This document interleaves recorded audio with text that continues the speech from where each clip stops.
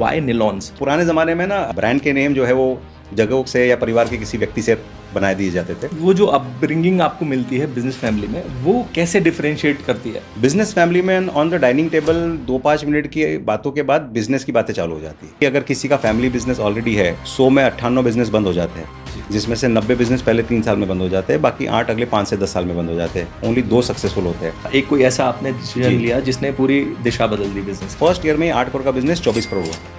तो जो 10 साल तक 8 करोड़ था वो सिंगल ईयर में अगर 24 होता है, तो जो सबसे बड़ा डिफरेंस अगर मैं बोलूँ तो जैसे हमारी टीम में एक बंदा है जो हर एक दुकानदार को साड़ू भाई बोलता है, तो साड़ू भाई बोलते ही वो रिलेशनशिप बिल्ड करता है। हाँ, वो जिस भी दुकान जाओ और कैसे हो साड़ू भाई। पहले होता था कि प्रोडक्ट से प्यार होता था, अभी प्यार है कस्टमर के दिल और दिमाग में घर बनाने से। महाराष्ट्र में जो रिस्पॉन्स हमको मिला from 10 lakh monthly sale to 1 crore monthly sale within a year.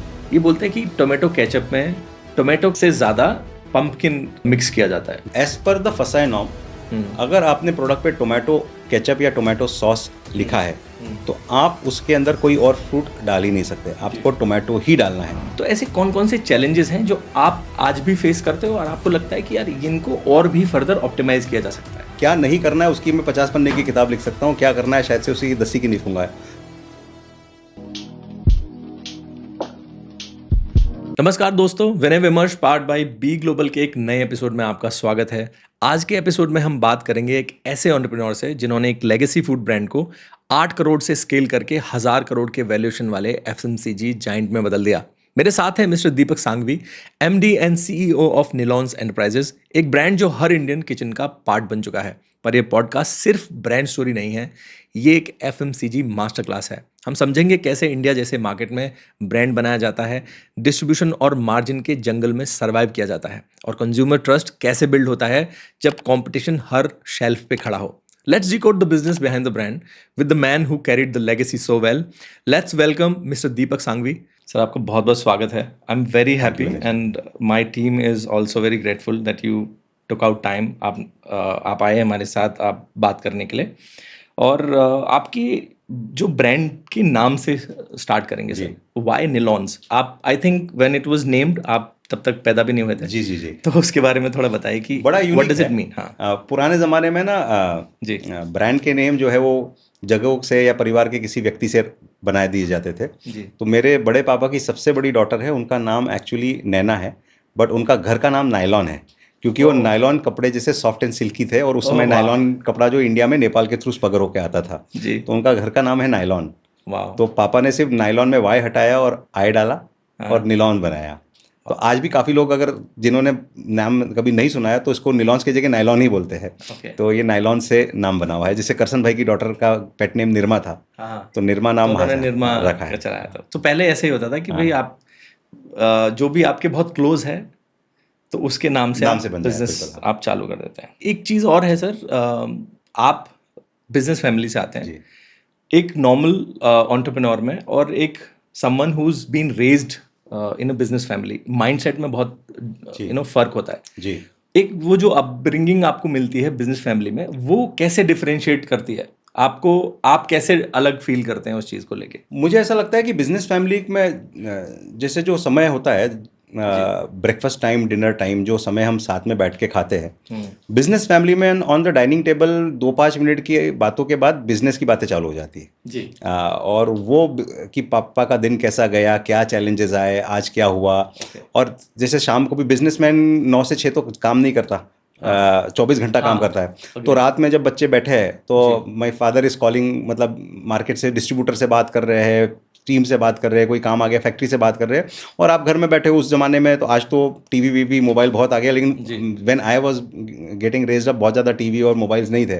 तो पापा रूम में बात कर रहे हैं, आप बैठे हैं, तो एक साइलेंट लर्निंग कि क्या बात हो रही है, कैसे बात हो रही है। मुझे इतना पक्का पता है कि बाय स्टैंडर्ड 8 मुझे भारत देश के 300, 400, 500 शहरों का नाम पता होगा स्टैंडर्ड 8 में। और कौन से शहर कौन से स्टेट में आता है, मतलब डाल्टनगंज, मतलब लोग, जब मैं IIM अहमदाबाद में भी गया, कोई हमारी क्लासमेट थी जिनका जो आज ICISI में काफ़ी हाई लेवल पे, वो डाल्टनगंज की है, तो मैं अच्छा डाल्टनगंज की है, यहाँ से है, बोले आपको कैसे मालूम? डाल्टनगंज तो 100 में से 99 लोगों ने नाम भी नहीं नाम सुना भी नहीं सुना, मैंने नहीं सुना था, हाँ, so that's तो that. पॉइंट इज, क्योंकि डाल्टन डिस्ट्रीब्यूशन का जो पुराना जो मैप बनता था कि यहाँ जाएगा, फिर बंदा यहाँ जाएगा, फिर वहाँ जाएगा, वो पापा घर पे रात में मैप पे बैठते थे, हम उसी को देखते थे, Wow. शहरों के नाम, देश में कहाँ कौन सी चीज़ें उसके नाम।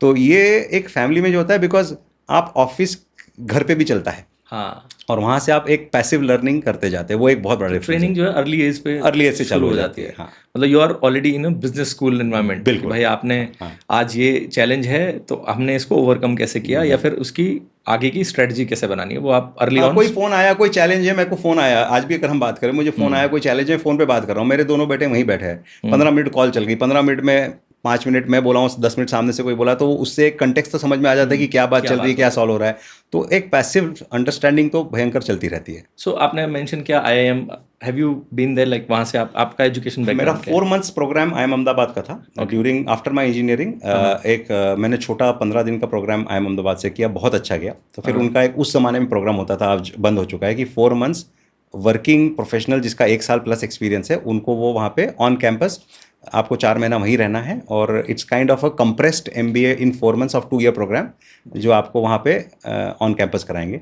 35 लोगों की बैच होती थी, तो आई अप्लाइड फॉर इट, और वहाँ मुझे सिलेक्शन हो गया।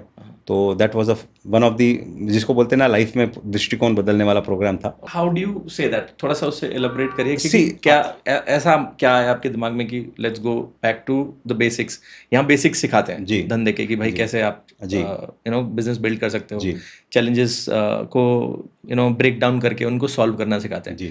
तो आप कैसे जंक्चर पे थे जो आपने डिसाइड किया कि ये प्रोग्राम करते हैं? मैं इंजीनियरिंग करके 99 में लौट के आया जी, और 99 के ही साल में मुझे ये 15 दिन वाला जो छोटा प्रोग्राम था उसके लिए गया मैं। उसके बाद I took admission in full time MBA Jalgaon में। मेरे फादर को पता नहीं, जिसको बोलते 6 सेंस हो जाना चाहिए या क्या, तो उन्होंने बोला नहीं, मैंने GMAT GRE सब लिखी, मुझे US पढ़ने जाना था, तो इंजीनियर हूँ, तो पोस्ट ग्रेजुएशन पे पहले GRE लिखी, फिर बोले नहीं अपने क्या करना है MBA करेंगे, तो फिर GMAT भी लिखी, सब कुछ लिखा, TOEFL लिखा, पर उनका ऐसा है नहीं बेटा तुझे बाहर नहीं भेजना है, अब तू एक काम कर, तू जलगांव ही आ जा, जलगांव में ही एडमिशन ले ले, और साथ साथ में फर्स्ट हाफ में कॉलेज आना, सेकंड हाफ में मुझसे काम सीखना। Maybe he realise that he might pass, मतलब उनका 6 सेंस हुआ होगा कि भाई, because I lost him in 2001, तो मैं पैरेलली दिन में कॉलेज जाता, दोपहर के बाद ऑफिस में उनके साथ बैठता, काम भी सीखता, और अपना पॉलीमर का एक मुझे बिजनेस स्टार्ट करना था, उसके ऊपर काम भी करता। उसी दरमियान में फिर ये IIM अहमदाबाद का प्रोग्राम के बारे में जानकारी मिली, तो फिर मैंने बोला यार वो 15 दिन में इतना सीखा, तो 4 महीने में कितना और सीखूंगा, तो then I applied for it.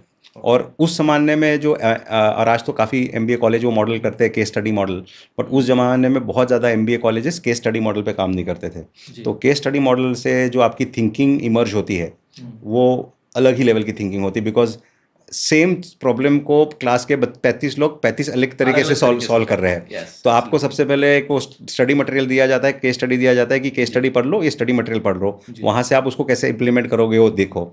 आपने अपना बनाया, फिर शाम को आपका एक 5-5 जन का ग्रुप है, 7 ग्रुप है, आप अपने ग्रुप में बैठे हो, फिर 7 लोगों का कॉमन अपने अपने आंसर्स आ रहे हैं, उससे एक और इमर्ज्ड वर्जन आ रहा है, फिर अगले दिन क्लास में 7 ग्रुप्स अपना प्रेजेंट कर रहे हैं, तो आपको समझ में आ रहा है अच्छा उन्होंने ये सोचा, हमने तो ये सोचा नहीं था, तो आप और एक फर्दर अपनी थिंकिंग इमर्ज फर्दर हो रही है।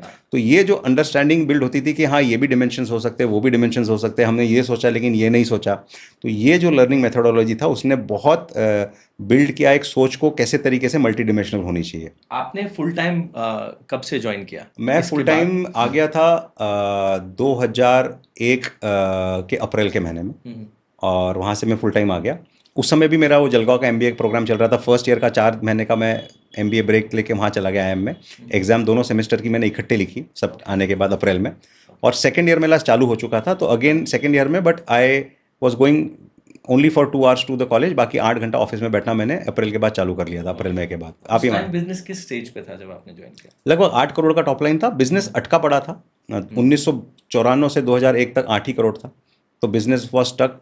मेरे father, that was the reason why you wanted to हाँ experience something which can give you a breakout point. ऐसा भी नहीं था शायद से, उस जमाने में ना काफ़ी बार ये होता था कि पेरेंट्स ने जो बोला है वो करना है। तो फादर का था कि भाई उस समय तक फूड इंडस्ट्री में ना इंडिया में बहुत ज़्यादा ऑटोमेशन नहीं होता था, तो कैरी हाथ से ही कट रही है, लेबर ही है, हाथ से चॉप करते समय कभी लेबर की उंगली में लग गया तो कॉम्प्लिकेशंस बहुत होते थे।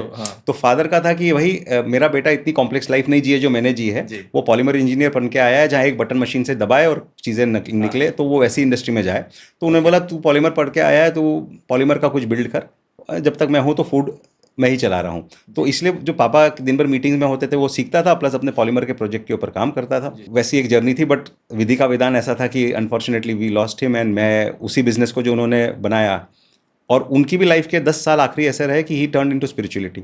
तो उनका बहुत ज़्यादा ग्रोथ एस्पिरेशन नहीं था कि मेरे बेटे से कुछ और कराना है, मुझे इस बिज़नेस को बहुत आगे ले जाना नहीं है। तो उन्होंने बिज़नेस को धीरे धीरे करके एक ऑटो मोड में डाल दिया था। तो जब मैं आया तो फिर वो ऑटो मोड से वापस एक्शन मोड में बिजनेस आया, और वहाँ से फिर ग्रोथ चालू हुई। और wherever he is, he must be very proud। जो आपने 800 करोड़ से 1000 करोड़ तक का आपका जो पूरा सफ़र रहा है, वो he must be very proud। Thank you sir. तो अभी कभी आपको वो एक फिल्म आई थी, रेफरेंस के लिए थोड़ा बता देता हूँ, वेकअप सिट मोमेंट हुआ कभी आपको कि रणबीर कपूर का के फादर का टॉयलेट सीट्स का बिजनेस है, he wants his son to get into his business, और वो he is just straying around. Right. कभी आपको ऐसा लगा कि यार ये फैमिली बिजनेस तो नहीं करना है, आप पॉलीमर वाला कर रहे थे, तो वाज दैट लाइक कि फादर का तो मुझे बहुत इंटरेस्ट था बिजनेस में। ओके।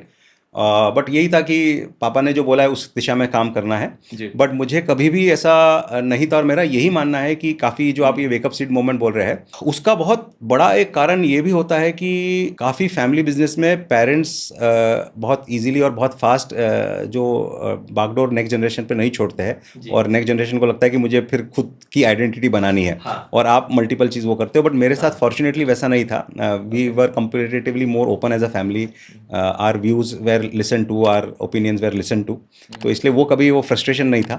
और मेरा तो यही मानना है कि अगर किसी का फैमिली बिजनेस ऑलरेडी है, क्योंकि मैं बार बार कहता हूँ, मल्टीपल प्लेटफॉर्म पे कहता हूँ कि 100 में 98 बिजनेस बंद हो जाते हैं, जिसमें से 90 बिजनेस पहले 3 साल में बंद हो जाते हैं, बाकी 8 अगले 5 से 10 साल में बंद हो जाते हैं। ओनली 2 सक्सेसफुल होते हैं।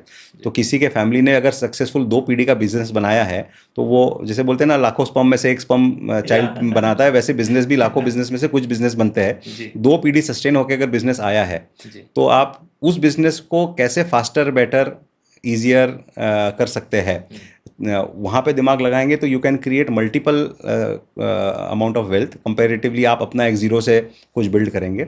हाँ, जहाँ बिजनेस किसी का रहा नहीं है फैमिली में, वहाँ जीरो से जर्नी रहेगी, बट जिसके फैमिली में बिजनेस है, can I make this a significantly larger business, should be the first choice. तो सर, जब आपने ज्वाइन किया, was there something that you did जो टर्निंग पॉइंट था, एक कोई ऐसा आपने डिसीजन लिया जिसने पूरी दिशा बदल दी बिजनेस की? सबसे बड़ा जो एक चेंज अगर किया मैंने, तो मुझे इतना पक्का मालूम है कि किसी भी, और ये पता नहीं बचपन से ये लर्निंग है, किसी भी बिजनेस का जो सबसे जो मूल जो चेंज, 2 डिफरेंस होते हैं, इस पीपल एंड कल्चर। जो लोग उसको चलाते हैं और जो कल्चर कंपनी में है, तो वो दोनों ही एंगल में मुझे चैलेंज था। जब क्योंकि सडनली फादर की डेथ हो गई, मैं बिजनेस में आया, और जो लोग ऑटो मोड पे चला रहे थे, जो कल्चर था ना, जिसको बोलते कि नंबर नहीं हुआ तो पुराने ज़माने में एक होता था कि आदमी को इतना गुस्सा करेंगे, इतना डांटेंगे कि उसकी पूरी इज्जत खत्म कर देंगे जो वो होगा। तो मुझे कहीं ना कहीं उतना किसी को रिप्रिमांड करना, डांटना मुझे पसंद नहीं था, लेकिन कल्चर वो हो रखा था। और प्लस ये नहीं हो सकता, वो नहीं हो सकता, ये करके देख लिया, ये नहीं हो सकता, ये थे। तो ये दोनों ही चीज़ मुझे पसंद नहीं थी। तो मुझे ये पक्का था कि व्यक्ति भी चेंज करने होंगे, कल्चर भी चेंज करना होगा। और वो 1 डेढ़ साल 2 साल में तो जो चेंज मोमेंट है, एक सीनियर प्रोफेशनल को हम लेके आए, जो राजीव अग्रवाल जी, जो कंपनी के सीईओ बने, और वो बिग चेंज मोमेंट था, बिकॉज वो अपने साथ जो एक्सपीरियंस और जो अंडरस्टैंडिंग और जो काम करने का तरीका लेके आए, उस अंडरस्टैंडिंग, उस काम के तरीके में ही सिग्निफिकेंट डिफरेंस था। तो अगर आप बोले तो जो बिजनेस 95 से या 94 से 2001 तक 8 ही करोड़ पे अटका था, 2001 से 2003 में भी 8 ही करोड़ पे अटका था, because I got into the business, but ultimately I was still 24। तो परिवार में ये था कि नहीं, अभी तुम डिसीजन खुद मत लो, अभी वो जो पुरानी टीम है उनको लेने दो, अभी आप सीखो, क्योंकि अभी तो आप यंग हो, फादर की जस्ट डेथ हुई है। लेकिन राजीव जी जिस समय आए, और मैं और राजीव जी फिर 1-on-1 करके काम चालू किए, तो फिर वो फर्स्ट ईयर में 8 करोड़ का बिजनेस 24 करोड़ हुआ। तो जो 10 साल तक 8 करोड़ था, वो सिंगल ईयर में अगर 24 होता है, तो जो सबसे बड़ा डिफरेंस अगर मैं बोलूँ तो पीपल एंड कल्चर जो चेंज हुआ, वहीं से सब कुछ चीज़ बदली।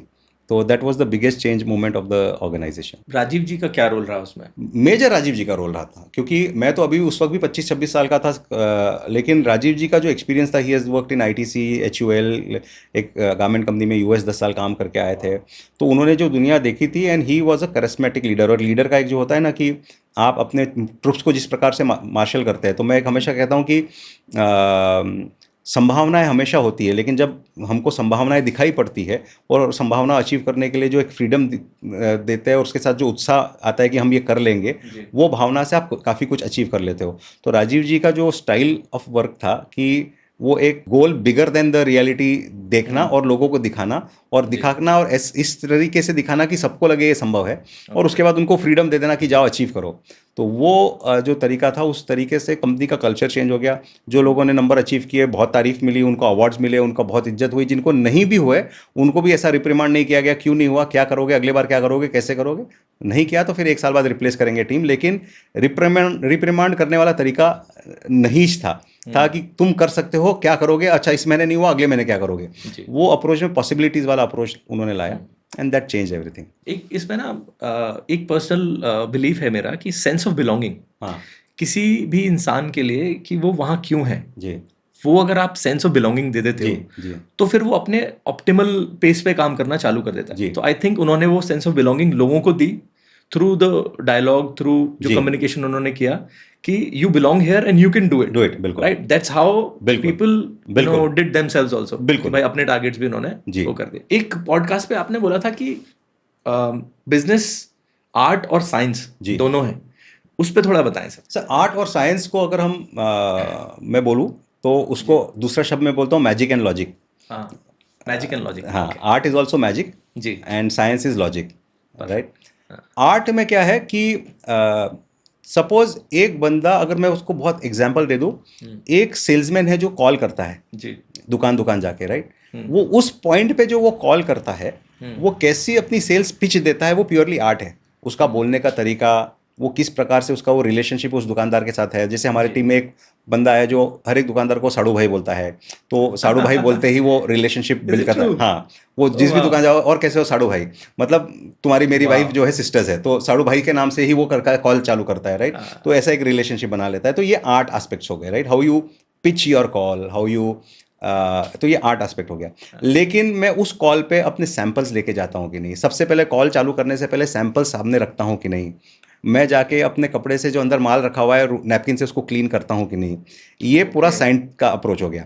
ये हमको मालूम होता है कि ये करना अच्छा है, कि मैं अगर शॉप के अंदर जाऊंगा, अपने प्रोडक्ट को अपने हाथ से क्लीन करूंगा, तो दुकानदार के माइंड में इंप्रेशन आएगा कि ये अपने प्रोडक्ट को केयर करता है। सैंपल सामने बिछाऊंगा तो अ पिक्चर इज 1000 वर्ड। मैं किसी को बोलूंगा मेरा ये प्रोडक्ट आता है, विज़ा-विज़ एक सैंपल हाथ में है, टेबल पे रख दिया, दुकानदार हाथ में ले लेगा, तो ओनरशिप आ जाती है कि मैंने प्रोडक्ट हाथ में उठाया, तो उससे मुझे एक अफेक्शन होता है। जी जी। तो ये एक साइंस है, बट इसको काफ़ी कंपनीज जानने के बाद भी नहीं करवा पाती।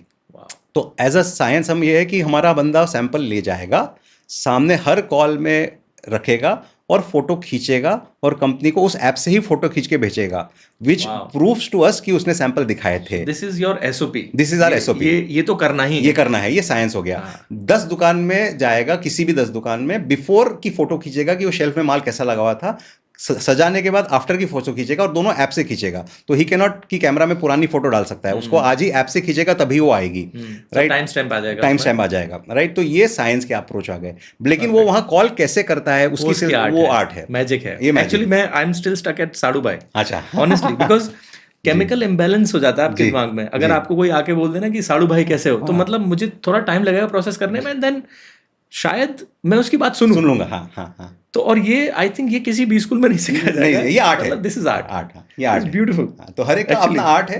आर्टिस्ट है जो, लेकिन artist are great salesman, but artist are not great leaders. Great leaders के लिए आपको बहुत, या ग्रेट लीडर्स भी होते हैं, बट जब आपको मल्टीपल टाइम स्केल करना है, तो उस पॉइंट पे साइंस के बिना होगा ही नहीं। अगर artist are also great leaders, because वो अपने बातों से दुनिया को एक चीज दिखा देते हैं, लेकिन उसके बाद जो science is all about repeating the processes, तो दैट इज ऑल्सो रिक्वायर्ड। उसमें मिस नहीं होना चाहिए, उसमें आपको दिखाना है तो ये तरीका है, ऐसे आप दिखाएं जी। तो डिस्ट्रीब्यूशन में आप डिस्ट्रीब्यूटर के पास सेल्समैन जाता है, सेल्समैन के ऊपर भी जो लीडरशिप होती है वो सब आप पूरा वो मैनेज करते हैं, जी। Correct? And that's what is doing the entire magic, right. Perfect. अब हम मार्केटिंग के बारे में बात करेंगे सर। आपकी जो मार्केटिंग अप्रोच क्या है? Do you believe in doing like offline marketing, या फिर अब क्या चेंजेस आए हैं? जब आपने ज्वाइन किया था तब आप मार्केटिंग कैसे करते थे, जी। और राजीव जी जब आए तो उसके बाद उन्होंने क्या चेंज लाए मार्केटिंग के उसमें? Okay, so we have not been, and I regret that, one of the aspect अगर ये है कि I believe that I realized it slightly later in my life that marketing is the most critical aspect of any business, because only through marketing you will get premium for your brand. ठीक है, marketing दो काम करता है, marketing और branding. एक marketing trial करवाता है और ब्रांडिंग आपको प्रीमियम दिलवाता है। ये दो एस्पेक्ट्स हैं मार्केटिंग के। तो हमने मोर, ऐसा नहीं कि मार्केटिंग नहीं किया, लेकिन हमने मोर ऑन ग्राउंड मार्केटिंग किया। When you run a buy one get one offer, और when you run a display, अपने गुड्स को स्टैक कर यूएस मार्केटिंग किया, हाँ, पॉइंट ऑफ सेल्स पे मार्केटिंग किया हमने मोर। तो हमने वहाँ से सेल्स को ड्राइव करने वाला मार्केटिंग किया। हमने branding side of the marketing जो है कि जिसमें आप you start feeling that the brand is something that the brand belongs to you, या आपको उसको एक ओनरशिप आ जाए व्यक्ति को, वो वाला एंगल जो है वो हमने नहीं किया। तो on the ground marketing for trial generation तो भयंकर की, और उसी के कारण नंबर्स आए। नाउ व्हाई आई से I regret, because ultimately business में दो एस्पेक्ट होते हैं किसी भी एफएमसीजी ब्रांड के लिए। एक होता है पुश, एक होता है पुल। जब कस्टमर मांगता है तो हो गया पुल, और जो कंपनी को पुश करके बेचना पड़ता है वो हो गया पुश। अब चैनल के मार्जिन होते हैं, एक रिटेलर का मार्जिन होता है, एक डिस्ट्रीब्यूटर का मार्जिन होता है, एक सुपर स्टॉकिस्ट का मार्जिन होता है। अगर आप पुल मार्जिन ब्रांड हो तो आप सभी जगह लोअर मार्जिन पे काम कर सकते हो, क्योंकि अल्टीमेटली पूरा बिजनेस जो चलता है एफएमसीजी का वो number of turn off the inventory पे चलता है। कि मैंने किसी ब्रांड के लिए ये 5 स्क्वायर फीट जगह दे रखी है, अब ये 5 स्क्वायर फीट में महीने में एक बार माल घूमेगा या 20 बार माल घूमेगा। अगर 20 बार घूमेगा माल तो मुझे 5% पे भी काम किया मार्जिन पे, तो 5 इंटू 20 मुझे 100% मार्जिन मिल गई। और एक ही बार घुमा तो मैंने अगर 20% मार्जिन पे भी काम किया तो मुझे 20 ही मिला, क्योंकि एक ही बार घुमा। तो आपका ब्रांड जितना स्ट्रांग होगा, उतना पुल होगा, उतने शेल्फ टर्न्स ज़्यादा होंगे, और जितने शेल्फ टर्न्स ज़्यादा होंगे उतना आप प्रीमियम चार्ज कर पाएंगे, क्योंकि या आप मार्जिन रिड्यूस कर पाएंगे ट्रेड की।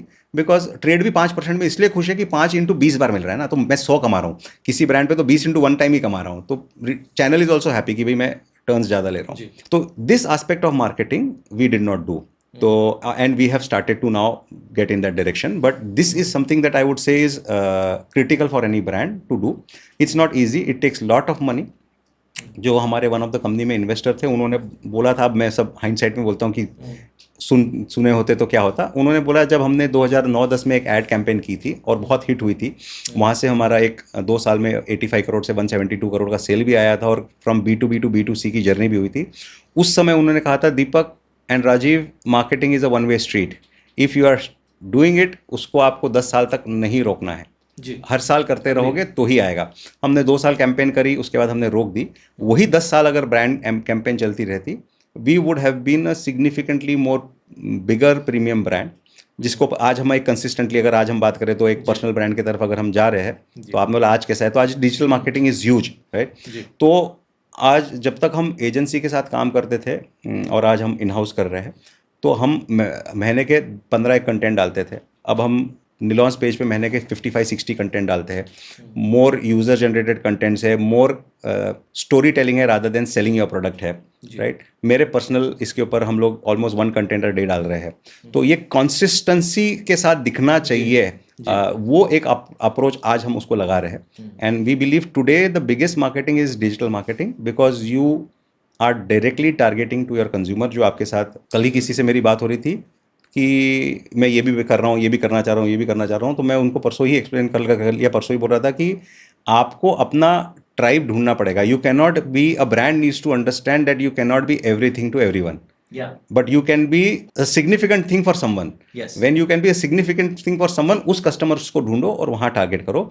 डिजिटल वो आपको एडवांटेज देता है, बिकॉज आप अपने उस कौन आपके पोस्ट को रिपीटेडली लाइक करता है, कौन आपके साथ इंटरेक्ट करता है, वो कस्टमर आपको मालूम हो जाता है, तो आप उन्हीं को टारगेट रिपीटेडली कर सकते हैं। जो आपका ओल्ड मार्केटिंग स्टाइल था, जिसको हम अगर होर्डिंग्स बोल दे, टेलीविजन बोल दे, this was spray and pray, कि आपने एक किसान की तरह पूरे अपने बीज स्प्रे कर दी, अब प्रे कर रहे हो कि भाई फसल आ जाए। तो पुराना ज़माने में जो था ना कि 50% of your marketing is waste, which 50% you never know. That 50% is shrinking to 20%, 30% in digital, where because you are able to target it more specifically. So अगर आज का ज़माना ले तो we are significantly focusing on digital marketing, where we are trying to create a space in the mind of the consumer about the brand. That's the action, and we are seeing already results out of that. So the efforts are organic mostly, or you are doing paid media as No, well? organic. Right? हाँ, निलॉन्स पे थोड़ा बहुत हम लोग boost करते हैं, personal पे तो 100% ऑर्गेनिक है. तो उस पर थोड़ा बहुत हम कोई एक अच्छा कंटेंट बनाया है तो ऑर्गेनिक 2 दिन तक चलेगा, 3 दिन तक चलेगा, उसके बाद then we will boost the content, क्योंकि बूस्ट कंटेंट करने से और लोगों तक रीच जाती है. जो 2 साल आपने कैंपेन्स चलाए मार्केटिंग के, वो कैसे थे? Like TV, print, what was the mix of it? That was significantly television, a little bit of print, no out of home. When you decided to pull the plug from the marketing campaigns that you were doing, what was the thought behind? Did you have a goal in mind that you did not meet after 2 years? No, we actually got the goal achieved, or we overachieved it. But we had also significantly committed money to the capexes in the factory building. तो वहाँ पैसा इतना लग रहा था कि we had a choice of money कि कहाँ spend करना है. तो again one of the important question is choice of resource allocation, जिसको हम हर बार बोलते हैं. तो उस समय शायद से आज बेटर है, उस समय उतनी समझ नहीं थी. तो resource allocation towards manufacturing गया rather than, और मैं काफ़ी बार कहता भी हूँ कि जो मेरी अब लर्निंग है कि FMCG में you actually make money in the front end, not in the back end. तो you make significantly more money, you make money both place, but disproportionate money on front end. मतलब आपकी price में और आपके margins जो आप structure देते हैं उसमें कमाई ज़्यादा है.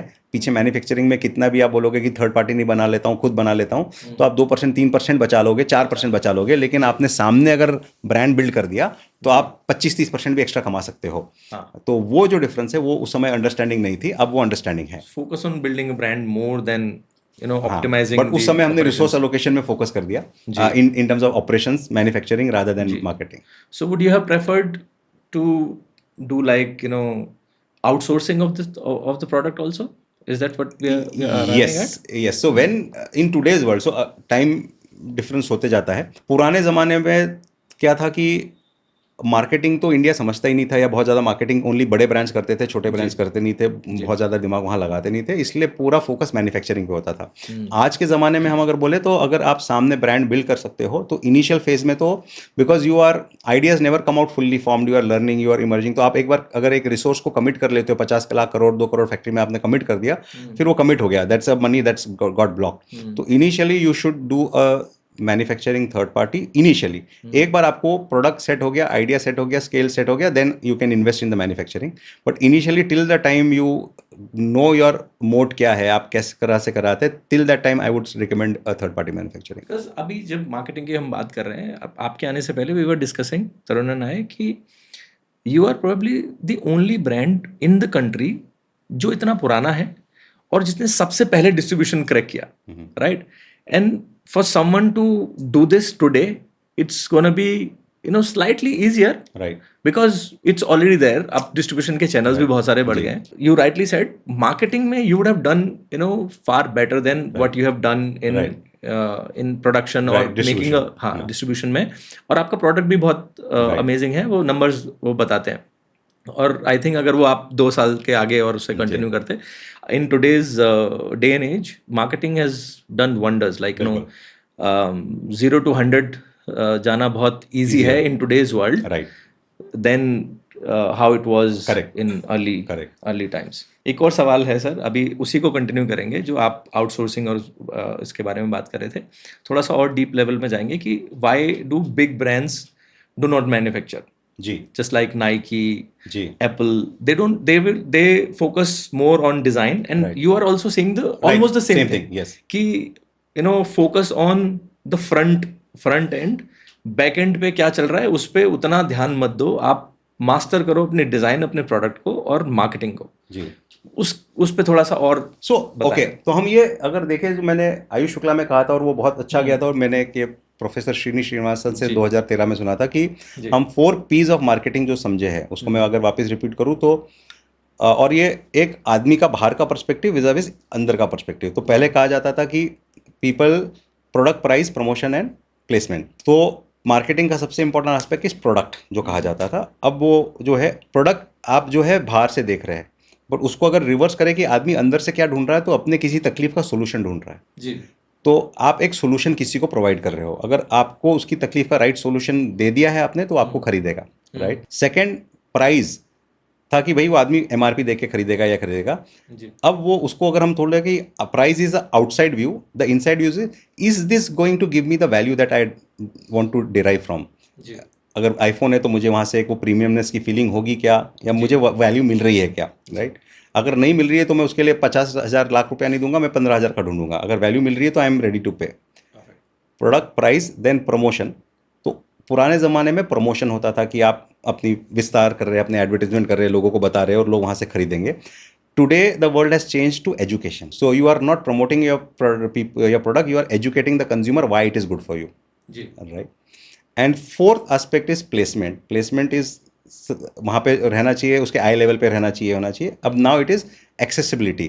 मुझे जहाँ चाहिए, जहाँ से खरीदना चाहता हूँ, ब्लिंकिट से खरीदना चाहता हूँ तो वहाँ मिले, मुझे क्यूकॉम से खरीदना है, ई कॉम से खरीदना है, मिलिट्री कैंटीन से खरीदना है, एयरपोर्ट शॉप से खरीदना है, जहाँ से खरीदना है वहाँ मैं अवेलेबल हूँ क्या, तो accessibility. Now if you look at all this points, ये चारों पॉइंट्स में हम बात किसकी कर रहे हैं, तो हम एक बात कर रहे हैं कंज्यूमर कैसे खरीदने के बारे में सोचता है। उसको ये मैटर नहीं करता कि आप उसको कैसे बना रहे हो जी उसको ये मैटर करता है कि या ये मेरे को जो चाहिए वो ऐसा है क्या, am I deriving value of it, out of it, etcetera. And hence what Nike, Adidas, Apple, everybody in the world is entirely working on is उसको क्या चाहिए, वो क्या सुनना चाहता है, वो क्या देखना चाहता है, वो क्या ढूंढ रहा है। अगर उसको वो दे दिया जाए और उसको ये बता दिया जाए कि हाँ तुम जो ढूंढ रहे हो उसमें मैं ही बेस्ट ऑप्शन हूँ, तो he will take out money from his pocket and pay, right. तो वहाँ पे मुझे फोकस करना है, that's is why where my energy should गो।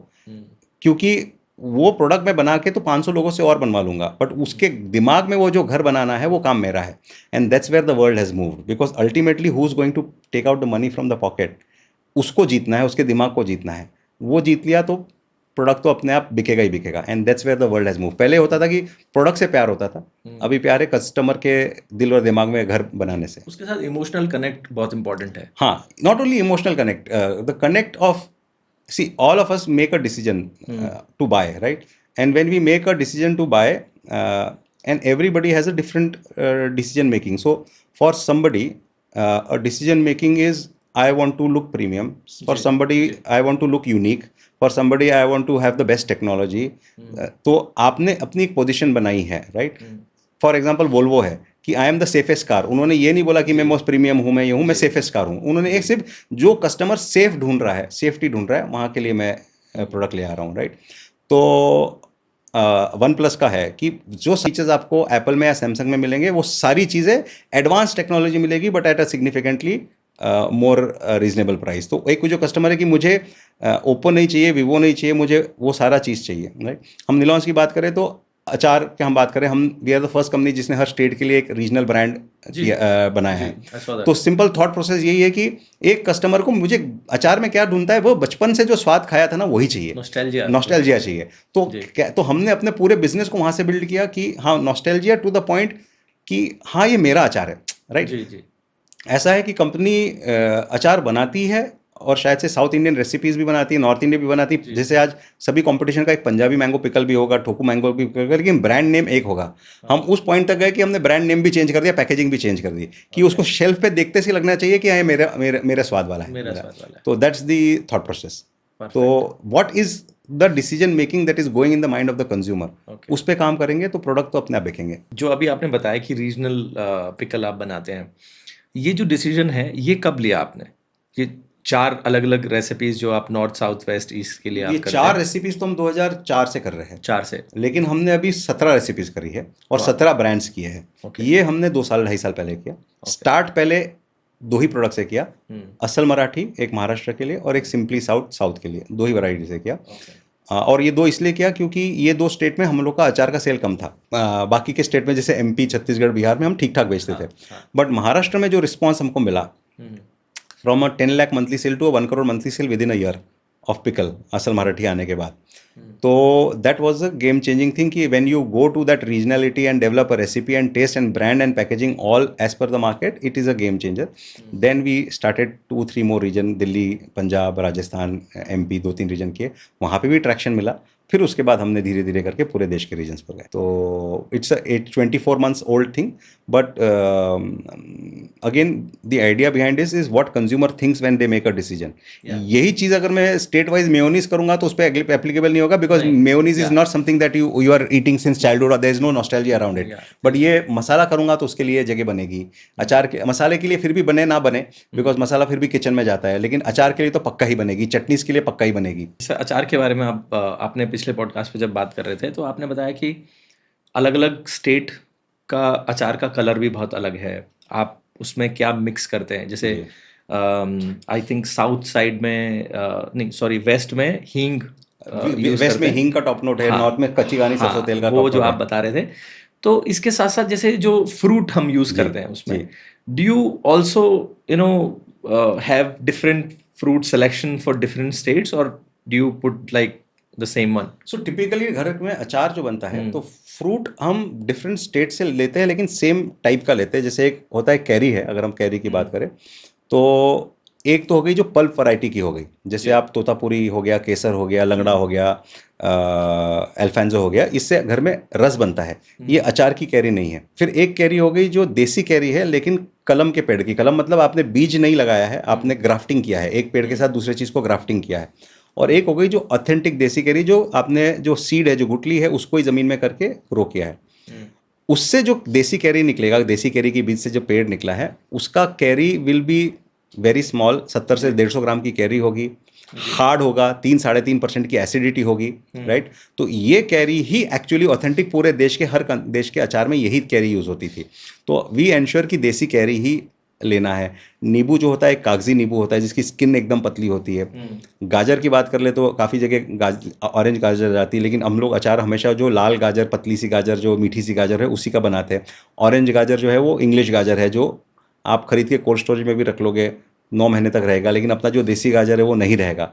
उस देसी गाजर का ही अचार बनता था। तो वी एंश्योर कि जो ट्रेडिशनल तरीके से जो फ्रूट्स यूज़ होते थे घर में, उसी फ्रूट्स को यूज़ करें। Not only that, the cut size of the fruit is different.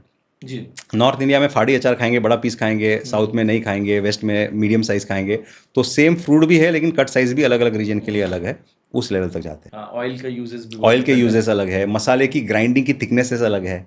कहीं खड़ा मसाला है, कहीं पीसा मसाला है, कहीं पार्शियली खड़ा पार्शियली पीसा है। Since you are so passionate about it, आप इतने डिटेल में जाके चीज़ें बताते हैं, और आपका जो बिजनेस है it's very taste driven, right. Like अगर टेस्ट नहीं समझ में आएगा कस्टमर को तो there will be no business, correct. तो ऐसे बिजनेस के लिए आउटसोर्सिंग कितना फीजिबल होगा? Because for someone who is done this for ages, literally ages से आपका बिजनेस चल रहा है, अगर आप आउटसोर्स करेंगे तो how will you ensure that your SOPs are adhered to? Because ये जिस तरीके से आप बता रहे थे, आपने शायद टेस्टिंग पैनल भी आप रखते हैं जो ये इंश्योर करता है कि जो आपका ऑथेंटिक टेस्ट है वो रहे। बिकॉज इसमें यह है कि रेसिपी में अगर थोड़ा बहुत भी रेशो अलग हुआ तो इट विल गो ऑफ।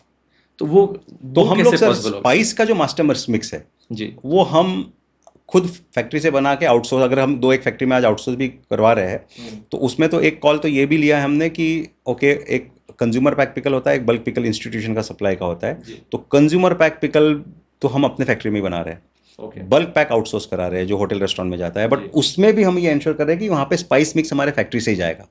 तो जो उसका जो रियल टेस्ट का जो जड़ है वो हमारे फैक्ट्री से ही जाएगा।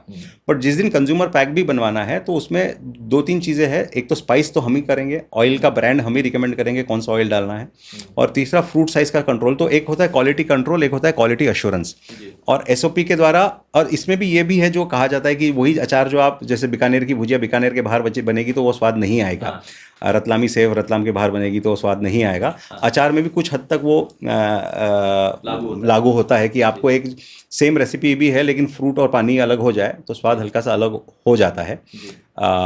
बट स्टिल आप ये मान सकते हैं कि आप उसको 95-94% तक तो फिर भी कंट्रोल कर सकते हैं अगर आपके राइट प्रोसेस सिस्टम है। 100% शायद से ना हो, और बट अगर वो क्वालिटी कंट्रोल और क्वालिटी एश्योरेंस आपके अपने हाथ में नहीं रखा है, आपने थर्ड पार्टी पे डाल दिया है, then there is a challenge. तो in all the factories that we outsource, the quality control assurance person is posted by Nilons only. जब आपने बिजनेस ज्वाइन किया था तब किस किस चीज का प्रोडक्शन हो रहा था? Because now I when I saw there are an number of things that you are into, जी. राइट? और बहुत सारी चीजें ऐसी हैं जिनके बारे में शायद लोगों को उतना पता नहीं है इन terms of marketing. For instance जैसे आपका रेडी टू ईट पास्ता जी. है ना, गुलाब जामुन मिक्स भी है जी. और वर्मिसेली आप बनाते हैं जी. और भी बहुत सारी चीजें हैं जो जी. आप अभी बताएंगे. तो जब आपने ज्वाइन किया था तब कितने आपके प्रोडक्ट लाइन थे और अब कितने हैं? जब मैंने ज्वाइन किया था मेनली पिकल और टूटी फ्रूटी दो प्रोडक्ट थे जो आप दुनिया में सबसे बड़े ब्रांड हैं आप. हाँ. ये बताना बहुत जरूरी है कि लोगों को पता नहीं है. नॉस्टैल्जिक प्रोडक्ट है, बट सिंस उस पे नाम आपको नहीं दिखता तो शायद नहीं पता होगा. तो टूटी फ्रूटी में हम सबसे बड़े, अचार में भी हम सबसे बड़े हैं जी. और ये वर्ल्ड की बात करें, हाँ, इंडियन अचार. एक अचार होता है जिसको आप जिस चीज को पिकल कर लो उसको पिकलिंग प्रोसेस से पिकल बोलते हैं. तो worldwide gherkin is a very large product. तो उसमें काफी कुछ लोग हमसे बड़े होंगे. और टूटी फ्रूटी को बेसिकली कैटेगरी को कैंडिड फ्रूट बोलते हैं.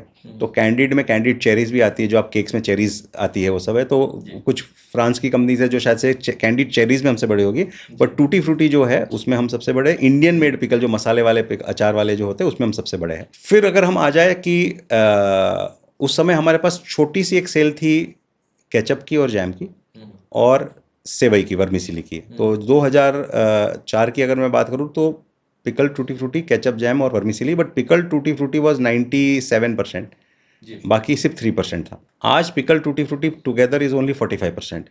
55% में अलग प्रोडक्ट्स आ गए हैं. जिसमें लार्ज में हम लोग जिंजर गार्लिक पेस्ट है, जिसमें अगेन हम इंडिया के लार्जेस्ट ब्रांड बन चुके हैं. तो ginger garlic paste is where we are the largest. उसके अलावा हम लोग मसाला एक ठीक क्वांटिटी में बेच लेते हैं. तो मसाले में पास्ता मसाला हो जाए, आपका मैजिकल मसाला हो जाए, और गरम सब्जी, मीट, चिकन मसाले हो जाए. तो मसाला में हम बड़े हैं. और सॉसेस और केचप, ये भी हमारे लिए एक बड़ी कैटेगरी. तो अगर आप ये पांचों कैटेगरी जोड़ लें तो ऑलमोस्ट 90 to 93% टॉप लाइन ये 5 कैटेगरी से आती है. इसके अलावा पास्ता, वर्मिसेली, सोया बड़ी, ये जो प्रोडक्ट्स बच गए इसके अंदर ओनली 7 to 8% कैटेगरी है. बट ये 5 में हम अपने आप को बिल्ड कर रहे हैं, जिसमें टूटी फ्रूटी इंस्टीट्यूशन है, बाकी 4 कंज्यूमर ड्रिवन है. केचप के बारे में बात कर रहे हैं तो इसमें भी कुछ दिन पहले एक स्टडी बता रही थी.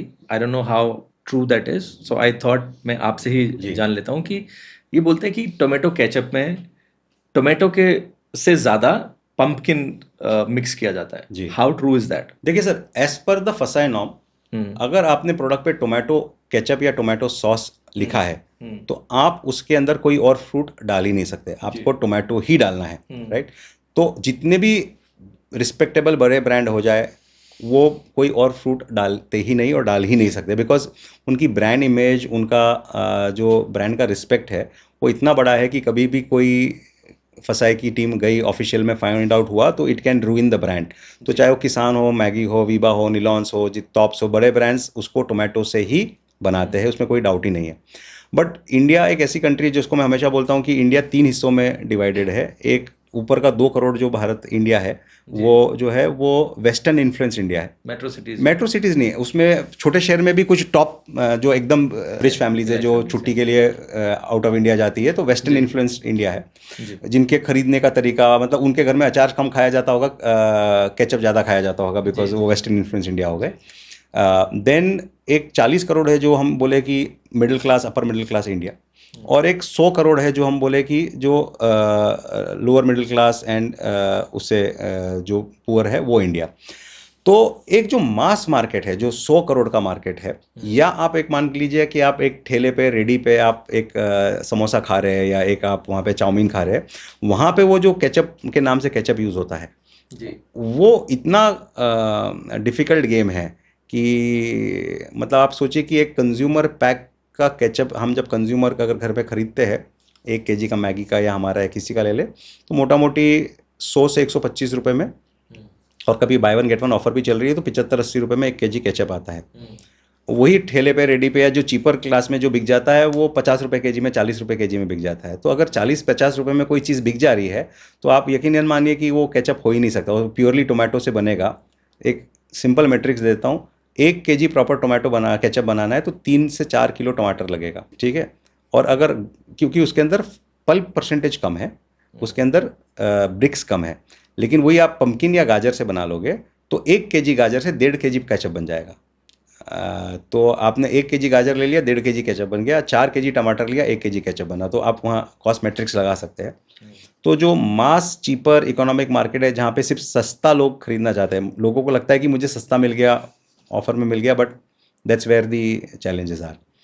I think government is doing their job. We as a industry are doing job to educate the consumer what is right for them. But unfortunately, India जो ऐसा market है ना कि we prefer the cheaper. We prefer the cheaper one. We many a times do not understand कि हमारा health पे उसके क्या impact होंगे या हमारे इस पे क्या impact होंगे, सस्ता मिल गया हम ले आते हैं। And sale is our favorite word. Sale is our favourite word, तो उसको हम रोक नहीं सकते, बट ये इतना ही है कि फूड इंडस्ट्री में ये ऑल्टरनेटिव यूज़ करके सस्ता बनाना। और एक बहुत बड़ा जो मैं बोलता हूँ कि आप कुछ देर पहले अगर उस डिस्कशन में वापस जाता हूँ, ऑपरेशंस एंड मतलब मैन्युफैक्चरिंग एंड मार्केटिंग की हम बात करें, काफ़ी लोग ऐसे हैं जो सिर्फ मैन्युफैक्चरिंग करके लगा के बैठ चुके हैं और उनको मार्केटिंग के दिमाग में नहीं है कि हमको मार्केटिंग करना है। सिर्फ अब मैंने यूनिट लगा दी, 1.5-2 करोड़ का प्लांट लग गया, अब कैसे मैं इसको यूटिलाइज़ करूँ। तो अब वो अपने प्रोडक्ट को और सस्ता और सस्ता और सस्ता, क्योंकि सस्ते बनाने वाले तो और भी है, तब उसके साथ कम्पीट करना है तो और कैसे डाइल्यूट करूँ और कैसे पैसे बचाऊँ, उसी दिशा में लोग चलते रहते हैं, करते रहते हैं। जैसे टोमेटो का अपना कलर बहुत लाल होता है, तो टोमेटो केचप में you do not have to add colour, naturally red है। लेकिन अगर आप गाजर का केचप बनाओगे तो उतना लाल नहीं बनेगा, तो उसमें लोग सिंथेटिक कलर भी ऐड करते हैं। तो मतलब वो आप एक सिंथेटिक कलर भी खा जा रहा है कोई व्यक्ति, जो नहीं खाना चाहिए, जिसको मालूम भी नहीं है कि उसमें लिखा भी नहीं है। तो लेकिन वो सस्ता करने के लिए व्यक्ति अपने प्रोडक्ट को डिटोरिएट करते जाता है, चीज़ों को, गलत चीज़ों को करते जाता है, and that is the challenge of the industry in India. I guess FSSAI also understands it, और वहाँ पेपर में आप आर्टिकल पढ़ते होंगे कि फसाई ने यहाँ रेट डाली, ये निकल के आया, ये निकल के आया, तो वो अपने एफर्ट पे वो कर रही है, but is a large market. हम भी एज अ इंडस्ट्री एजुकेट कर रहे हैं आज ये प्लेटफॉर्म पे भी, हम जब ये बात करें तो मे बी जो सुने तो वो समझे कि हाँ मे बी कहीं ना कहीं दे आर प्ले में भी फर्क देखें। बिकॉज आप जब टमाटर खरीदने जाते हैं तो आप देखो, आपको 40 रुपये 50 रुपये किलो से नीचे इधर कहीं टमाटर नहीं मिलेगा। जी। तो अभी ये जो प्राइसिंग है प्रोडक्ट की, जो आपके रॉ मटेरियल जैसे आप यूज़ करते हैं, तो जब ये प्राइस अप जाता है, आपकी जो प्राइसिंग है it remains almost the same, correct? तो how do you manage that turbulence in the product cost, जो रॉ मटेरियल, अब कई बार ऐसा है कि टमाटर 40 रुपये किलो मिल रहा है, कभी 80 भी हो जाएगा, तो आप उसको कैसे देखते हैं? टोमेटो, देखिए कोई भी फूड प्रोसेसिंग इंडस्ट्री है ना, वो ऑन द हार्वेस्टिंग सीजन पे चलती है।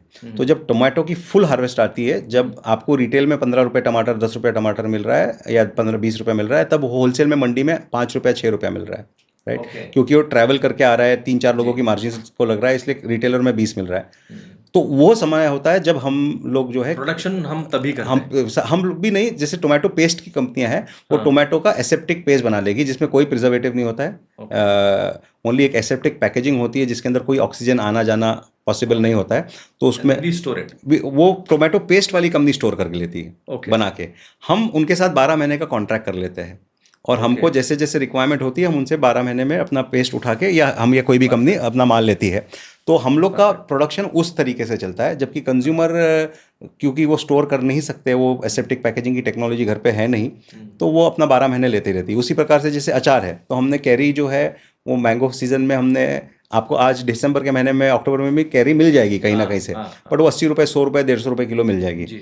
हम लोग सीजन में ही अप्रैल में जून में जब पूरा देश में कैरी आती है, तो साल का 10,000 टन कैरी का अचार काट के बना दिया और अचार बना के तभी प्रिजर्व कर लिया, तो वो उस समय हो जाता है, एंड दैट्स वाई वो आपकी कॉस्ट, आप वो टर्बुलेंस को अवॉइड कर लेते हैं। जी। तो इसमें जो फाइनल प्रोडक्ट आपके पास आता है उसमें कई सारी कंपनीज का कोलैबोरेटिव एफर्ट होता है, एक कंपनी का नहीं, और काफ़ी सारे लोगों के बिजनेसेस उसमें चलते हैं। This is very interesting actually, मेरे को ये काफ़ी फैसिनेटिंग लग रहा है कि कैसे इस चीज़ को आप अवॉइड कर देते हैं। और एक और इसमें आस्पेक्ट है, काफ़ी बार है ना, मैं ऐसे, क्योंकि ये पोस्ट आती तो लोग बोलते हैं कि ये पूरा प्रिजर्वेटिव से भरा होता है, ये होता है, वो होता है, काफ़ी ऐसा भी आता है, but I guess various norms in every country, not only India, world wide, government is focusing कि किस प्रकार से लोअर प्रिजर्वेटिव्स या एनी एडिटिव्स होए, everybody is working through it. तो एक होता है नेचुरल प्रिजर्वेटिव्स, जो मैं इसमें बोल रहा हूँ। कोई भी चीज़, नमक इज़ अ नेचुरल प्रिजर्वेटिव। आप एक लेवल तक नमक रख लेंगे, चीज़ें उस लेवल के नमक पे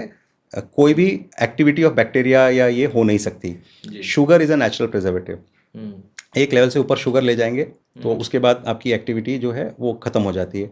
एसिड इज़ अ नेचुरल, तो अगर एक लेवल से नींबू ज़्यादा डाल दिया तो वहाँ पे भी एसिड पे भी एक नेचुरल प्रिजर्वेटिव होता है, इसको हम नेचुरल प्रिजर्वेटिव बोलते हैं। तो most of the food industry में आपने प्रोडक्ट से ऑक्सीजन हटा दिया, एसेप्टिक पैकेजिंग बात किया, रिटॉर्ट पैकेजिंग बात किया, तो बहुत नेग्लिजिबल प्रिजर्वेटिव्स होते हैं। मोस्ट ऑफ दी, जो हम एक अच्छे ब्रांड्स की बात कर रहे हैं, वो मोस्ट ऑफ द टाइम यही कोशिश करती है कि how do we reduce the preservative और any chemical component in the product, and natural preservatives को यूज करके काम करें। तो that's also where the world is going. But यही है कि काफ़ी बार because of the lack of the information कहा जाता है कि नहीं, process food is harmful. But अच्छी ब्रांड्स ये फोकस करती है कि हम कैसे अपने प्रोडक्ट्स को बेहतर कंज्यूमर के लिए बनाते रहें। ये ज़्यादातर मुझे लगता है हमारे यहाँ पे ये कल्चर काफ़ी नया है, पैकेज फूड जो रेडी टू ईट और ये सब, तभी शायद इतने सारे सवाल हैं लोगों के।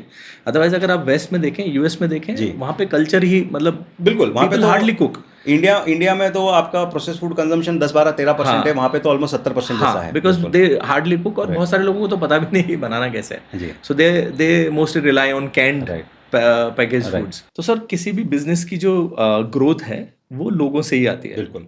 और आप, वो डिपेंड करता है कि आप कितने अच्छे से अपने रिसोर्सेज को ऑप्टिमाइज करते हो, कैसे आपके लीडरशिप स्किल्स हैं, आप उनको कैसे चीज़ें सिखाते हो, आपके एसओपीज क्या हैं। तो बहुत सारी चीज़ें होती हैं। और आपके केस में तो यह है कि it's a legacy brand built over decades, और बहुत अच्छे से आपने डिस्ट्रीब्यूशन को, अपने रिसोर्सेज को ऑप्टिमाइज किया है। तो ऐसे कौन कौन से चैलेंजेस हैं जो आप आज भी फेस करते हो और आपको लगता है कि यार इनको और भी फर्दर ऑप्टिमाइज किया जा सकता है? जी, वो उस पर थोड़ा सा देखिए। One of the biggest challenges is, I guess, एक ऑर्गेनाइजेशन के लिए दो ही मैं बोलूँगा बड़े।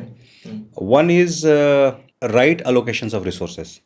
यहाँ सबसे बड़े डिसीजन गैप्स होते हैं ऑर्गेनाइजेशन में। इम्पॉर्टेंट, अर्जेंट, उसके बीच में गैप हो जाती है। और एक आपको किसी चीज़ का शौक है, आप उधर आपको लगता है ये सही है। एक ऑपरेशंस वाला बंदा है, अगर वो ऑपरेशंस का शौक है उसको, तो अपना रिसोर्स ऑपरेशंस में डाल देगा, मैन्युफैक्चरिंग में डाल देगा। तो आपका right allocation of the resource, ये one of the important point है। And hiring and building the right team, ये सेकेंड इंपॉर्टेंट पॉइंट है। And building a culture where performance happens is the third aspect. मेरे हिसाब से ये तीन important aspect है जहाँ पे किसी भी एंटरप्रेन्योर, प्रमोटर का एक समय, रीजनेबल समय जाना चाहिए कि मेरा रिसोर्स एलोकेशन राइट है क्या, मैं अपनी राइट टीम को बिल्ड कर रहा हूँ क्या, और मैं एक राइट एनवायरनमेंट बिल्ड कर रहा हूँ क्या जहाँ परफॉर्मेंस आ सकता है। That's where the understanding is. इसमें राइट टीम, राइट ऑर्गेनाइजेशन में काफ़ी बार मेरे माइंड में ये भी चलता है कि जब आप एक माहौल देते हो जहाँ लोग परफॉर्म करते हैं, जहाँ चीज़ें होती है, वो जगह का एक आप वाइब भी अलग फील कर सकते हो जहाँ एक लोग परफॉर्म कर रहे हैं या वहाँ पे उस ऑर्गेनाइजेशन में। और एक थॉट प्रोसेस है कि हम निलॉन्स में हमेशा बोलते हैं कि हम टीम को पूछते हैं, और कोई भी नया व्यक्ति आया उसको पूछते हैं। अब तो निलॉन्स में क्योंकि इतनी बार पूछ चुके, सबको खबर है कि हम पूछते हैं आप लोग क्या बेचते हो। तो एक नया व्यक्ति जो आएगा ना, आप क्या बेचते हो, तो बोलेगा मैं अचार बेचता हूँ। फिर बोले नहीं तुम क्या बेचते हो, मैं सर निलॉन्स के प्रोडक्ट बेचता हूँ, निलॉन्स ब्रांड बेचता हूँ। बोला नहीं तुम क्या बेचते हो। 2-4 साल 5 सवाल के बाद आएगा कि सर मैं अपनी कला बेचता हूँ। तो ये पहला सवाल का आंसर ये आता ही नहीं है, वो चौथे पाँचवें के बाद आता है कि मैं एक्चुअली इस ऑर्गेनाइजेशन में अपनी स्किल्स को बेचने आया हूँ, और जो मुझे रिवॉर्ड मिल रहा है वो स्किल्स का मिल रहा है। और इसमें ना काफ़ी बार एक ऑर्गेनाइजेशन में हमने देखा है या सुना है कि लोग बोलते हैं या कमेंट्स भी करते हैं कि यार ये कंपनी पैसे नहीं देती या रिवॉर्ड नहीं करती। राइट, मेरा इतना ही मानना है कि क्योंकि कंपनी कभी सैलरी नहीं देती, कंपनी कभी पैसा नहीं देती, व्यक्ति पैसा लेता है, व्यक्ति सैलरी लेता है। अगर व्यक्ति अपनी कैपेबिलिटी को बढ़ाते जाएगा तो ये कंपनी नहीं देगी तो कोई और देगी, लेकिन उसको मिलेगा ज़रूर। काफ़ी बार व्यक्ति के ये कि नहीं यहाँ पे तो सैलरी थोड़ी कम मिलती है लेकिन 7 तारीख को तो आ जाती है ना, हर महीने तारीख पे तो आ ही जाती है। दूसरी जगह जाऊँगा तो वहाँ शायद से गारंटी नहीं है कि आएगी कि नहीं आएगी, तो वो मेंटली ये सोच सकता है कि मुझे कम दिया जा रहा है, लेकिन वो साथ में सेंस ऑफ सिक्योरिटी के लिए निकल नहीं रहा है। अगर आपको एक्स्ट्रा कमाना है तो सेंस ऑफ सिक्योरिटी को छोड़ के जाना भी होगा। राइट, सो ओवरऑल यही हम बोलते हैं कि people bring skills on the table, और स्किल्स का ही उनको एक रिवॉर्ड मिलता है। और जितना वो अपने आप को बेहतर बनाएंगे वही हम एक मेरी इन दिनों में मैंने एक रील में भी डाला था कि मैकडोनल्ड्स के आउटलेट में जो जेनिटर है उसको 15,000 रुपया महीना मिलता है, उसी के सीए को जो है 15 करोड़, सीईओ को वर्ल्ड के 15 करोड़ महीना मिलता है। तो 15,000 महीना और 15 करोड़ महीने में फर्क है, बहुत बड़ा फर्क है। और दोनों के पास 24 घंटे ही है जी। ऐसा नहीं कि उसके पास कुछ ज़्यादा है, बट उसके पास जो स्किल्स है जिससे वो मैकडोनल्ड्स को शेप कर पा रहा है उसका पैसा है। तो आपके पास दुनिया में पैसा तो इन्फिनाइट है, आप अपने आप को किस लेवल का रिसोर्स बना रहे हैं तो आपको पैसा मिलेगा ही मिलेगा। एक थ्योरी इसमें ये भी है कि everyone is working by the hour, right. Janitor is working by his hours, वो अपना सारा काम खुद कर रहा है, the CEO has maybe thousands of people working for him, adding up to his hours, and that's why he's getting paid more than anybody else. बिल्कुल। So you have to be able to grasp those skills to be able to get those people to work. बिल्कुल right. तो वो बहुत important I think एक ability to manage teams and ability to manage people, क्योंकि कोई great performer हो लेकिन वो ग्रेट लीडर हो ये जरूरी नहीं। तो आप कितने बेहतर लीडर हो, मतलब आपके साथ जो काम करने वाले व्यक्ति है वो कितने मोटिवेटेड फील करते हैं, कितना extraordinary beyond call of duty जाके डिलीवर करते हैं, वहीं से पूरा खेल है। When I was in job बहुत सारे कलीग्स थे जो ये बोलते थे कि यार we have given so much to the company doesn't love us back, the way we are treated, I think it's not the right environment for me and everything. From there on, now when I'm also an entrepreneur and we also run a system where a lot of people work with us. So what I learned from that interaction was ki never love your company. I still say this to my people that work in the environment. Learn to love yourself first, grow, gain some skills, apply दो skills and get the value out of it. तो आप जो आज बोल रहे हैं वो उस थ्योरी को बहुत रेजोनेट करता है कि भाई आप जब तक आप अपने आप को बेहतर नहीं करेंगे तो आपको वो चीज जो आप बोलते हैं ना कि भाई I am not valued here, right, आप यहाँ नहीं वैल्यू मिलेगी तो आपको कहीं और मिलेगी जी। So that's a perfect statement actually. So sir आपने अपने फैमिली बिजनेस को बड़ा किया, बहुत सारी नई कैटेगरीज ऐड की, उनको बिल्ड किया और एक इस लेवल तक लगे कि आप कई कैटेगरीज में world leader hai in terms of production. In your own personal capacity, what is next? Because this is going on. So abhi aapke liye aisa kya personal challenge hai that you are taking and you want to showcase that we have done this, now we can do even more. See, मेरा life में सबसे बड़ा बचपन से, मतलब ऐसा नहीं कि इन दिनों का शौक है, बचपन से दो चीज़ थी कि मेरे को जो दो सबसे इम्पोर्टेंट, हम लोग जो एज अ फैमिली चैरिटी भी करते हैं, तो मेरे को सबसे इम्पोर्टेंट था education and creation of employment. ये दो चीज़ की तरफ मुझे पता नहीं ऊपर की ही ये है कि ये दो चीज़ मुझे नेचुरली बहुत अच्छी लगती है और मैं इसी तरफ हम लोग मैं आगे बढ़ना चाहता हूँ अपने लाइफ में। वेयर आई बिलीव कि जो भी मेरी जर्नी रही है, जो भी उसने मुझे सिखाया है, उसमें अगर मैं कहीं पर्सनल लाइफ में अपना एक इम्पैक्ट करना चाहता हूँ तो मैं दो चीज़ करना चाहता हूँ। एक, FMCG में जैसे हम बोल रहे हैं कि प्रोसेस फूड में या FMCG में यूरोपियन मार्केट्स बहुत आगे, अभी तो हम जस्ट स्टार्ट हुए हैं। तो मैं एक FMC how to build a successful FMCG business, इसका कुछ एक कोर्स बनाना चाहता हूँ where I can impact thousands of life. Where मेरा एक मानना है कि सक्सेस जो है सीढ़ियों से स्टेप बाय स्टेप आती है, फेलियर लिफ्ट से एक फ्लोर नीचे ले आता है। राइट डिसीजन से बहुत इंपॉर्टेंट है रॉन्ग डिसीजंस नहीं लेना, बिकॉज आप जो राइट डिसीजन लेके 4 साल में आपने 5 करोड़ कमाए, एक रॉन्ग डिसीजन में सिंगल साल में 5 करोड़ जा सकते हैं। तो इस जर्नी के थ्रू लोगों को खुद के नुकसान करने से अच्छा कोई व्यक्ति उनको अगर गाइड कर पाए और उनको वहाँ तक ले जा पाए जिसमें people create successful businesses, this is something on education side I want to do. On employment side what I want to do is I want to, through this courses or through wherever I reach out to people reach out to me, I want to be part of support 100 entrepreneurs to build 100 such FMCG businesses which will be in next 7 years a 100 crore top line business at least each of them. तो 100 धंधे 100 करोड़ के within 7 years बनाना है।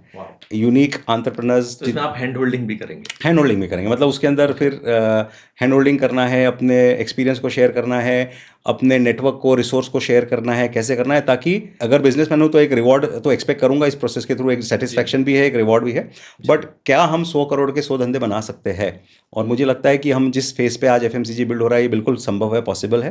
तो उस learning को लेके I would want to, because अगर 100 धंधे 100 करोड़ के बन गए तो आप ये मानिए कम से कम देश में आपने लाख जॉब और क्रिएट कर दिए।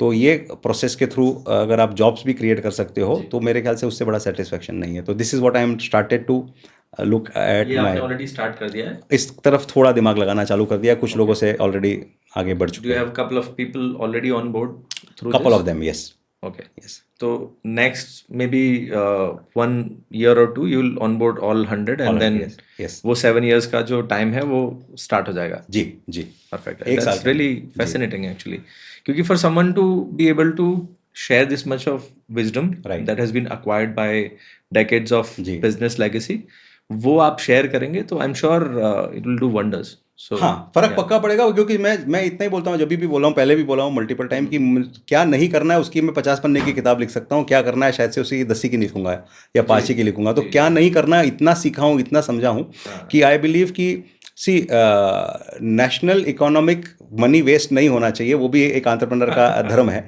तो कितने रॉन्ग बिजनेस डिसीजन से कितना पैसा इकोनॉमिकली वेस्ट हो जाता है, वो भी अगर रोक दिया तो I guess I have done my contribution as an entrepreneur to the country. 50,000 lakh लोगों की एम्प्लॉयमेंट क्रिएट कर दी through this process. I think that's the karma that I will, positive karma I will take with me.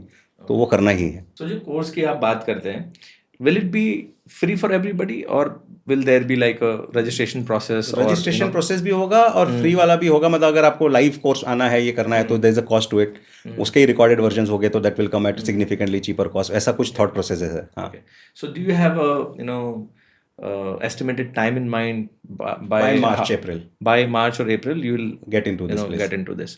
So ये वो interactions होंगे जो आप अपने जो 100 करोड़ वाला जो आपका चैलेंज है, 100 कंपनीज 100 करोड़, उन इंटरेक्शंस के थ्रू आप लोगों को सिखाएंगे भी जी, कि भाई अगर आप इस बिजनेस में इस स्टेज पे हैं जी, और if you are even if you are not selected for this 100 companies, you can watch me how I do this. बिल्कुल करेक्ट, बिल्कुल वैसा। एक उदाहरण है, जैसे एक कंपनी में मैं, जैसे काफ़ी लोग रीच आउट करते हैं, तो एक एग्जांपल देने से समझ में आएगा। एक व्यक्ति है जिससे हमारी बात हुई, वो मेरी बात हुई, जो वो बेबी डायपर्स बना रहे हैं, राइट, बेबी डायपर्स बना रहे हैं। तो उनसे जो बात हुई, तो भाई क्या करना चाहते हो? तो मैंने उसको बोला, भाई देखो, एक प्रीमियम मार्केट होता है, एक मास मार्केट होता है, तो आप क्या कर रहे हो? बोले सर, एक समय में हम प्रीमियम करेंगे, अभी हम मास को सब कवर कर रहे हैं। ठीक है, ठीक है, मास को कवर कर रहे हैं, वेरी क्लियर। अब आपका कंपटीशन कौन है? तो एक तो पैम्पर्स है, इसमें हगीज़ है, और यूनिचार्म मैमी पोको पैंट है। तो बोले पैम्पर्स और हगीज़ ऑलमोस्ट मार्केट से ख़त्म हो गया उनके मार्केट में जहाँ वो काम कर रहे हैं। यूनिचार्म जो है, Mamy Poko pant is the biggest leader. तो बोला ठीक है, तो अब आप कैसे कॉम्पीट कर रहे हो, क्या कर रहे हो? तो यूनिचार्म क्या देता है, आप क्या देते हो? तो यूनिचार्म सर दुकानदार को 75 रुपीज़ में ये पैकेट देता है डायपर का, 100 रुपीज़ का। हम लोग जो है अराउंड 60 रुपीज़ में दे देते हैं। बोला ठीक है, और क्या क्या डिफरेंस है? बोले देखिए सर, हगीज़ और पैम्पर्स 200 ml यूरिन सोक का कैपेसिटी देता है, यूनिचार्म 220 ml देता है, मैं भी 220 दे रहा हूँ। ठीक है, और वो लोग 10 एक 100 रुपीज़ के पैकेट में 9 नैपीज़ दे रहे हैं, मैं 10 नैपीज़ दे रहा हूँ। ठीक है, तो मैं बोला, अगर आपका मार्केट मास मार्केट है, विच मीन्स आपके ब्रांड को बिल्ड डिस्ट्रीब्यूटर और रिटेलर करेगा, कंज्यूमर बाद में पकड़ेगा, क्योंकि अभी तो आपके ब्रांड को कोई जानता नहीं है। तो आप एक पैकेट एक्स्ट्रा दे रहे हैं, तो कंज्यूमर को मालूम भी है कि आप एक पैकेट एक्स्ट्रा दे रहे हैं। आप 20 ml एक्स्ट्रा यूरिन का एब्जॉर्प्शन दे रहे हैं, कंज्यूमर को मालूम भी है कि पैम्पर्स में 200 होता है, मैं 220 दे रहा हूँ। तो आप अगर ब्रांड मास मार्केट को बिल्ड कर रहे हो, तो आपका तरीका डिस्ट्रीब्यूशन को सक्सेसफुल करना है, ना कि कंज्यूमर को जिताना है। उस वक्त आपका है कि कैसे मेरे रिटेलर को इंटरेस्ट हो मैं माल ज़्यादा बेचूं, मेरे डिस्ट्रीब्यूटर को इंटरेस्ट है मैं माल ज़्यादा बेचूं, मैं वहाँ पैसा लगाऊंगा तो मैं जीतूंगा। जिस दिन मैं एक ब्रांड बन जाऊंगा, उस दिन फिर मैं कंज्यूमर को भी कैसे बेटर दे सकता हूँ। हाँ, आपको प्रीमियम बनाना है तो स्टोरी बिल्कुल अलग है। तो उसको रियलाइज हुआ कि वो माइंड से तो मास गेम खेल रहा था, लेकिन प्रोडक्ट प्रीमियम के हिसाब से पूरा बिल्ड कर रहा था, या कंज्यूमर के लिए बिल्ड कर रहा था। अब ये गैप को कोई व्यक्ति समझ जाए तो उसकी जर्नी बहुत अलग हो सकती है। बट ये समझने की गैप, ये सवाल पूछने की गैप जो है ना, ये मिसिंग हो जाती है। तो मैं एक रिसेंट, ये 3 दिन पुराना ही मेरा कॉल हुआ था उनके साथ, तो बोले सर बिल्कुल क्लियर हो गया, अब मैं ऐसे आगे बढ़ता हूँ। अब तो ये एक सिंपल एक एग्जांपल होगा कि एक एंटरप्रेन्योर के लाइफ में आपने एक 4 सही सवाल पूछ लिए, तो उसके दिशा जो है वो क्लियर हो जाती है। Exactly, because as a father of 2 kids, मेरा छोटा बेटा 1 साल का है, और डायपर्स ऑब्वियसली मतलब हर हाउस होल्ड में यूज़ करते हैं। मुझे नहीं पता था कि 220 ml की कैपेसिटी होती है। Right, I think my wife uses Mamy Poko pants, तो फ्री शाउट आउट।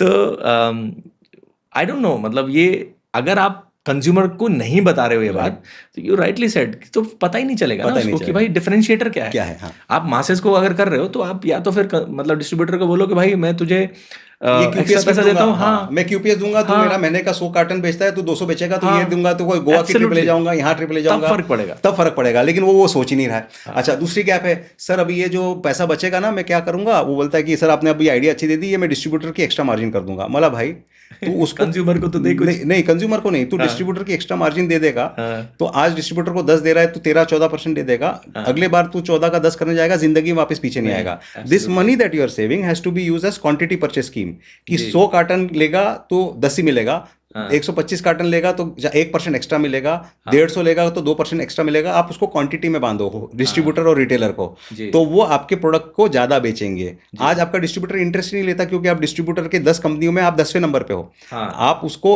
और किसी को भी मूल से ज्यादा ब्याज पसंद होता है। हाँ। तो आप उसको उसका 10% जो आप दे रहे हो, ये बोल रहे हैं मेरा घर का है, अब मुझे एक्स्ट्रा क्या मिल रहा है, अब उसको ये 4% के लिए लड़ेगा, भागेगा, दौड़ेगा, तो उसकी पूरे जो चक्षु है वो सब फूट गया। बिल्कुल सर ये सही है, मैं ऐसा ऐसा ऐसा करूंगा। तो द सिंपल पॉइंट इज, मेरे 4 बच गए, मैं उसको मार्जिन बढ़ा के दे दूंगा। अरे नहीं, मार्जिन नहीं बढ़ानी, उसको बांधना है। तो ये सब थॉट प्रोसेस है, इंसेंटिव प्रोसेस है। Tiered incentive process. तो ये इनपुट्स इनसाइट जो है, अगर किसी के साथ हम डिस्कस करें एक एक अपने यूनिक व्यक्ति के जो भी चैलेंजेस है, तो आई गेस मिस्टेक्स कम होंगे। तो this is where I would want to use the expertise. Perfect, sir. I think all the young entrepreneurs would benefit from this process that you are now embarking on. Last में एक कोई ऐसी advice आप देना चाहेंगे entrepreneurs को कि ये मिस्टेक आपको नहीं करनी है, और इस तरीके से आप कुछ अगर आप बिजनेस का जो डिसिप्लिन है या कोई भी चीज़ जिसे आप स्वेयर बाय करते हैं आज भी, वो थोड़ा आप शेयर कर दीजिए। तो सबसे पहला एक ही चीज़ हम जो बोलते हैं कि बिजनेस को एंड में आउटकम को ध्यान में रख के काम करना चाहिए। तो मेरा आउटकम क्या है, वहाँ से जर्नी चालू होनी चाहिए। मेरा कस्टमर कौन है, मेरा मार्केट कौन सा है, अर्बन है, रूरल है, प्रीमियम है, मास है, जनरल ट्रेड है, मॉडर्न ट्रेड है, यंग है, ओल्ड है, मदर है, फादर है, who is my buyer, right, हाँ वाई है, और मेरा कौन है। और वहाँ से काफ़ी बार वो क्लैरिटी नहीं होती, तो most of the entrepreneurs wants to be everything for everyone जी। एंड आज ही मेरी एक किसी के साथ ब्रेकफास्ट मीटिंग थी, तो हम किसी एक ड्रिंक के बारे में कि उनका एक सिंगल प्रोडक्ट ड्रिंक के हम तो 9 बना सकते हैं, तो वो आगे अटकेंगे, हम बेटर है। मैं बोला ना, उल्टा है। वो एक प्रोडक्ट को इतना फोकस करके मास्टर कर लिया है कि उसी को सब जगह फैला रहे हैं। आप 9 कर रहे हो तो आपकी टीम भी कंफ्यूज रहेगी, आप भी कंफ्यूज रहेंगे, राइट। तो you can not be everything to everyone, and these are large companies, 20-30 crore companies also are thinking कि मैं सब कुछ सबके लिए बनाऊंगा, right, 30-40 crore. You have to be something for everyone. वो अगर आप बन गए, आज एप्पल के पास चॉइस है ना, कि मैं 50,000 का भी फ़ोन निकाल सकता हूँ, एक और मार्केट खुल जाएगा। मैं 25,000 का भी निकाल सकता हूँ, एक और मार्केट खुल जाएगा। आज मैंने 1-2 पॉडकास्ट में एग्जांपल लिया है कि मेरे बहुत अच्छे मित्र संजीव भाई है, एवरेस्ट के ओनर, वो साल का 3,000 करोड़ का टॉप लाइन करते हैं, एक अच्छा एबिटा करते हैं, तो वो 10 कैटेगरी में और जा सकते हैं ना। लेकिन वो बोलते ना, मुझे स्पाइसेस एंड कॉन्डिमेंट्स में ही रहना है, उसी को और स्ट्रॉन्गर, डीपर, बिगर बनाते जाना है, right? So that's where the thought process of an entrepreneur should be, that I want to be something for everyone rather than everything for everyone. अगर एक एडवाइस अगर दे तो ये एडवाइस रहेगी कि आपका कस्टमर कौन है वो समझो और वहाँ से बैकवर्ड काम करो। थैंक यू सो मच, बहुत मज़ा आया इस इंटरेक्शन में। मेरे को बहुत पर्सनली एनरिचिंग एक्सपीरियंस लगा।